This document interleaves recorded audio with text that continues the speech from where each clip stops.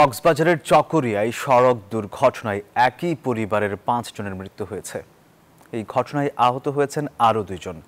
Police ও স্থানীয়রা জানায়, চট্টগ্রামমুখী একটি যাত্রীবাহী মাইক্রোবাসের সঙ্গে বিপরীত দিক থেকে আসা একটি যাত্রীবাহী বাসের মুখোমুখি সংঘর্ষে হয়।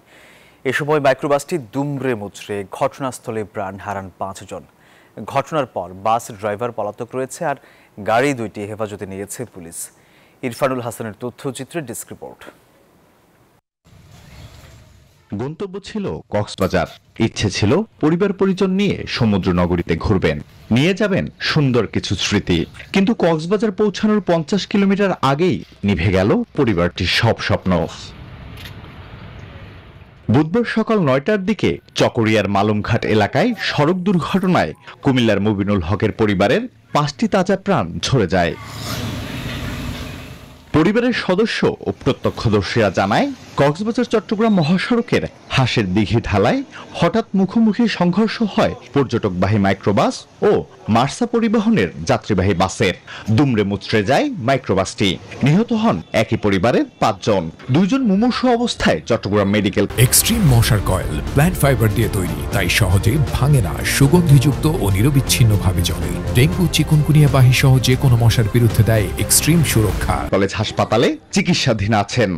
গুটি গুটি বৃষ্টি হচ্ছে, এখন গাড়িটার আবে ছিল ওই মহাটা, মানে ব্যাক করতে যায়, গাড়িটা ঘুরে যায়, মাঝ সাথে আসে লাগাতে ওই মাইক্রো যেটা ছিল ওটাতে 8 জন বাচ্চা সহকারে 8 জন ছিল। 5 জন মহিলা মারা গেছে, আর 2 জনের আশঙ্কাজনক। যিনি চালাইছিল ওনার ঠিক আছে মোটামুটি। মাইক্রো বাস আর মাসা বাস আর মাইক্রোর সাথে ধাক্কা খেয়ে এইগুলো আমাদের এখানে প্রতিনিয়ত হচ্ছে চকরিয়া। এদিকে পুলিশ বলছে, ঘটনার পর পালিয়ে গেছে বাস চালক, তবে গাড়ি দুইটি ইতোমধ্যে হেফাজতে নেওয়া হয়েছে।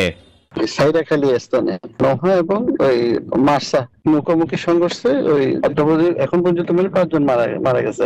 হ্যাঁ, অভিযান চলছে। এটা আমাদের হাইওয়ে বিরুদ্ধে ব্যবস্থা নিচ্ছে।